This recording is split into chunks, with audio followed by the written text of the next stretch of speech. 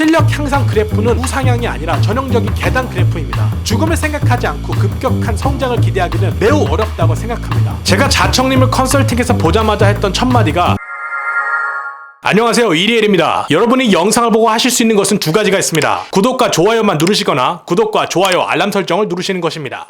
지난 영상에서 사기꾼들의 사기급 마케팅에 대처하는 방법으로 무조건 따라하라고 말씀드린 적이 있습니다. 하지만 막상 따라하려고 하면 나만의 것을 하려고 하면 막막하실 겁니다. 많은 생각을 하실 수밖에 없습니다. 오늘은 자청님 같은 사람이 뇌과학, 심리학을 기반으로 한 마케팅, 글쓰기, 유튜브 컨설팅을 하기 위해 벤치마킹해서 실제로 사업에까지 적용하고 있는 롤모델에 대해 소개해드리도록 하겠습니다. 바로 팀 페리스입니다. 오늘 영상을 보시면 하루 4시간만 일하면서 남들보다 더 많이 벌 수 있는 팀 페리스 아이디어의 원천과 핵심을 깨닫게 되실 겁니다. 책은 각자 서로 시간을 내서 어떤 장소에서 만날 필요가 없이 전달하려는 내용을 효과적으로 글을 통해 필요할 때는 언제든 꺼내어 저자와 대화할 수 있다는 점이 참 좋은 것 같습니다. 라이프해커 자청님이 타이탄의 도구를 언급하면서 안 그래도 유명했던 책이 더 유명해졌습니다. 팀 페리스는 자신의 라이프 스타일, 라이프 해킹, 사업 툴, 성공 비법을 모두 4시간만 일한다 라는 책에 쏟아 부었습니다. 이를 통해 인지도를 얻은 뒤 자신에게는 없는 다른 사람들의 성공 비법을 4시간만 일한다의 축소판으로 엮어 타이탄의 도구가 탄생한 것입니다. 자신의 성공법과 전략을 책으로 정리한 사람이 다른 사람의 성공법을 엮는 것이 어렵지 않았을 것입니다. 제가 자청님을 컨설팅에서 보자마자 했던 첫 마디가 팀 페리스 같다가 아니라 팀 페리스 책이 처음 나왔을 때 책을 읽고 그대로 하면 좋겠다 싶었는데 그걸 그대로 해서 사업을 진짜로 하고 있는 사람을 보게 되어서 신기하다라고 이야기를 했었습니다. 자청님 본인도 팀 페리스 저자를 좋아한다고 했었죠. 팀 페리스에 대해서 이야기를 해보겠습니다. 팀 페리스는 미수가였습니다. Attention Getter, 독자의 관심을 끄는 책의 도입부에서 미수가로 태어나 생존 가능성 10%의 진단을 받고도 살아남았고 SAT 점수가 평균보다 40%나 낮았는데도 프린스턴에 진학했다고 나옵니다. 게다가 책 원고를 투고했을 때 27곳의 출판사 중 26곳에서 거절을 당했다고 합니다. 팀 페리스의 인생관과 창의성이 기존의 문화와 통념과는 거리가 멀어서 그랬을 것입니다. 특이한 정도를 넘어서서 기존의 통념을 흔들 정도의 사람들을 컬트라고 합니다. 아마 그렇게 보였을 것입니다. 왜냐면 일주일에 4시간만 일한다는 개념은 기존의 통념과는 정반대되는 것을 말하기 때문입니다.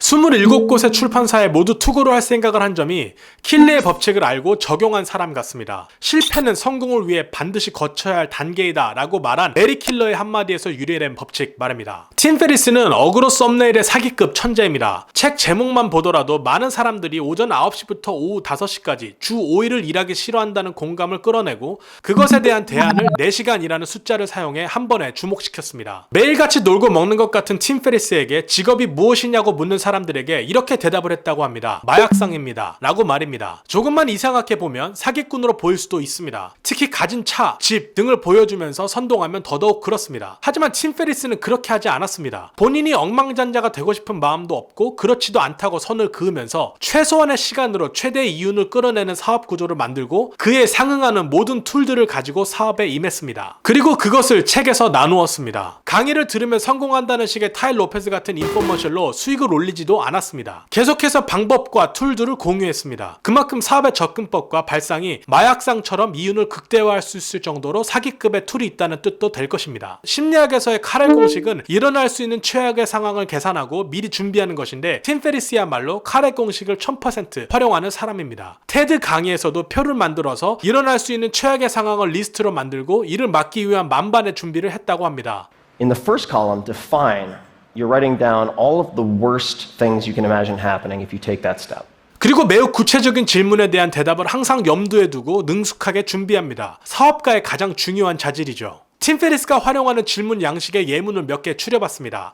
꿈이 현실화되었다고 가정하고 여러분들도 본인만의 대답을 한번 찾아보시기 바랍니다. 첫 번째입니다. 만약 은행에 1억 달러가 있다고 하면 매일 무슨 일을 하겠는가? 두 번째, 내일 아침 일어났을 때 당신이 가장 흥분할 만한 일은 무엇인가? 세 번째, 죽기 전에 하고 싶은 한 가지가 있다면? 네 번째, 항상 배우고 싶었던 한 가지는 무엇인가? 다섯 번째, 매일 하고 싶은 것 한 가지를 적어보라. 눈치채셨습니까? 제 영상 중 심리학 기법과 열정지수를 정리한 영상을 보신 분들은 바로 아실 겁니다. 죽기 전에 하고 싶은 것, 앞서 말씀드린 카렐 공식의 적용입니다. 또한 중심 생각은 같은 뿌리에 두고 바꾸어 말하는 패러프레이즈가 된 문장들이 나열되어 있습니다. 매일 하고 싶은 것, 항상 배우고 싶었던 것, 가장 흥분할 만한 일, 모두 열정 지수인 LQ와 관련이 있습니다. 팀 페리스가 심리학을 바탕으로 하고 있다는 것이 확실합니다. 자청님이 어떤 분야를 섭렵하기 위해서 책과 자료를 판다고 하신 적이 있습니다. 팀 페리스야말로 한 가지 목표를 이루기 위해 모든 자료를 뒤지고 공식을 도출해내는 사람이 아닌가 싶습니다. 그 이유를 말씀드리자면 첫 번째, 언어가 영어라는 점입니다. 한의학이나 아시아 전통 국가에 국한되는 분야가 아니라면 언어가 영어로 된 자료가 가장 방대하다고 할 수 있습니다. 두 번째, 방대한 양의 정보를 다루는 훈련을 학교에서 마쳤을 것이라는 추측 때문입니다. 언젠가 같은 수업을 두 개의 다른 학교에서 진행하시는 교수님을 만나 질문을 한 적이 있습니다. 그분이 강의하시는 한 학교는 일반 학교였고 나머지 하나는 아이빌리그 예일 대학교였습니다. 예일대 학생들이 더 머리가 좋다는 전제를 가지고 교수님께서 느끼는 두 가지 학교 학생들의 차이점이 뭐냐고 물었습니다. 그 교수님은 수업 내용과 전개 방식은 다를 것이 없다고 하셨습니다. 하지만 한 가지 다른 점이 있다면 예일대 학생들이 해내는 숙제나 과제의 양이다 라고 하셨습니다. 다른 대학의 학생들보다 최소 1.5배에서 2배나 많은 양을 같은 기간에 해내도록 한다는 점이었습니다.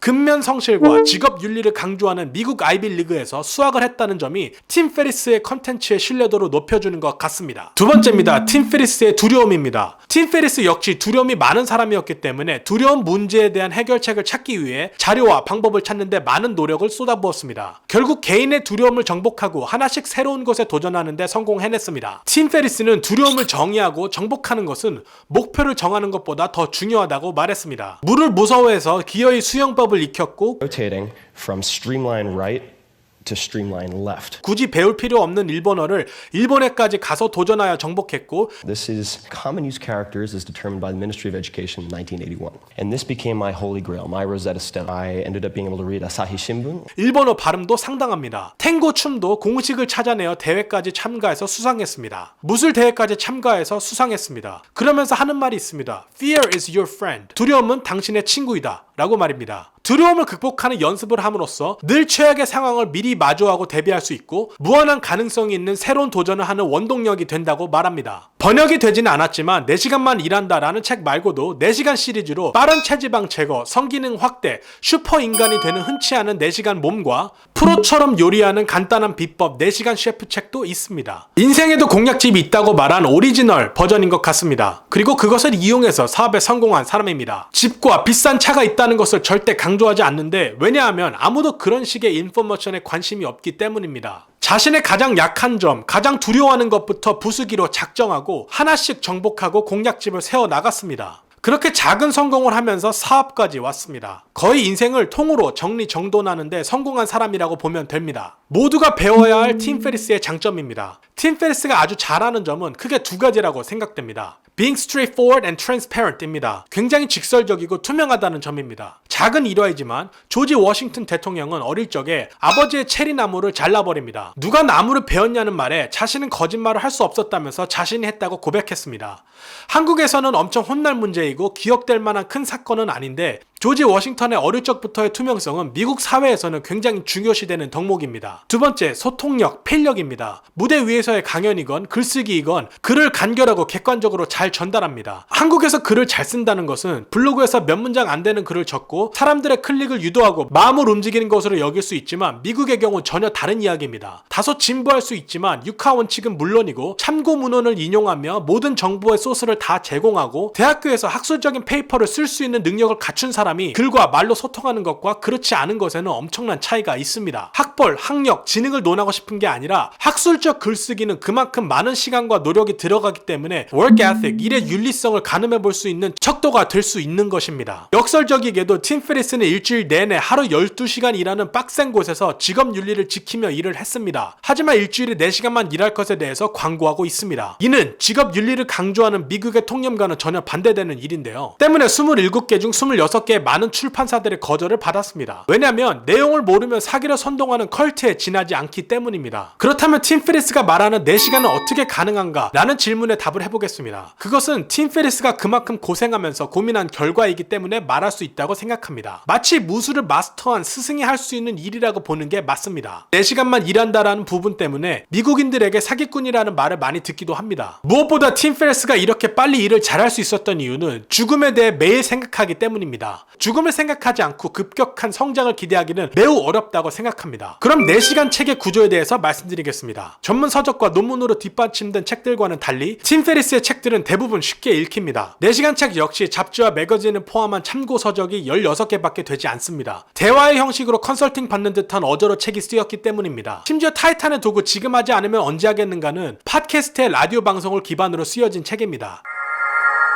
책의 말미에 보면 몇 가지 중요한 읽을거리라는 항목으로 책들이 소개되어 있는데요. 그 중에 골디언 밴던부르크의 자발적 가난이라는 책이 리스팅되어 있습니다. 조이 오브 워키라고 만화 작가와 함께 쓴 책에도 보면 부는 단순히 벌어들이는 월급이 아니라 돈을 좀 덜 버는 것을 선택함으로써 상대적으로 스트레스에서 자유로울 수 있는 측면을 언급합니다. 진화의 진화를 거듭하여 시스템화된 미국의 자본주의에서 인생이라는 시간을 놓치지 않는 것에 대해 깊은 고찰을 했을 것입니다. 이 개념에만 꽂혀 있었다면 웬만하면 무소유, 돈을 덜 벌기로 끝났을 테지만 팀 페리스는 최소한의 시간을 들여서 최대한의 이윤을 얻는 사업 구조를 생각해냈습니다. 팀 페리스의 4시간만 일한다는 책이 사업적으로 어떠한 기여를 했는지 알아보겠습니다. 사업을 해보신 분은 아시겠지만 기획한 사업을 하나 굴리려면 기본 수천에서 억 단위의 자본이 필요합니다. 잘 되었을 때 그만큼 이윤도 크겠지만 요즘같이 대기업이 더 대기업이 되고 기존의 사업들이 더 거대 기업이 된 사회에서는 중소기업이 자금을 구하는 것도 또 구한 자금으로 성공을 하는 것도 쉽지가 않습니다. 시도하는 것 자체에 많은 자본이 들어가고 자본을 운영하면서 실패했을 경우에 리스크나 손실도 많이 크기 때문입니다. 팀 페리스는 한 개인이 크지 않은 규모의 회사를 기획력 하나만 가지고도 이미 이루어진 인프라에서 사업화해서 운영할 수 있는 방법과 모든 툴을 4시간 책에서 나누었습니다. 팀 페리스의 기여로 인해 이 방법을 실행만 해도 누구나 사업가가 될 수 있는 시대가 열렸습니다. 그것도 작은 규모로 말입니다. 회사를 세울 때 필요한 원칙과 필요한 툴을 구체적으로 나누었는데 항목은 다음과 같습니다. 첫 번째, 3개월 안에 수익을 달성하기 위한 방법으로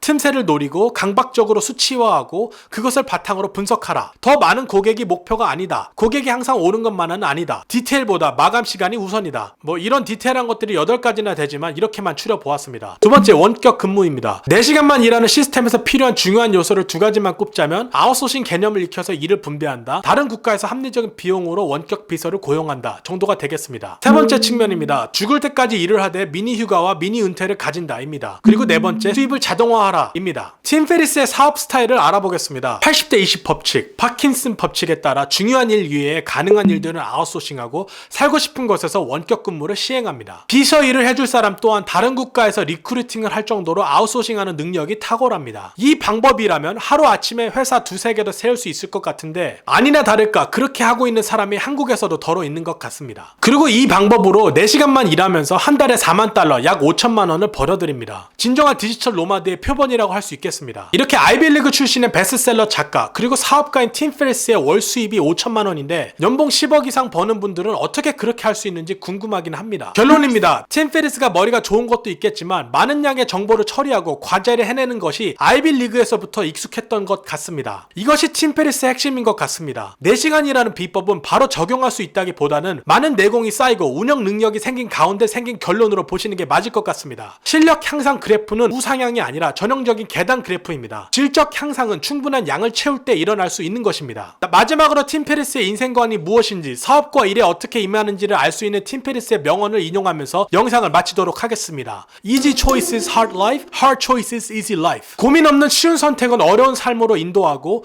고민 넘치는 어려운 선택들은 좀 더 쉬운 삶으로 인도한다. Yesterday, tomorrow.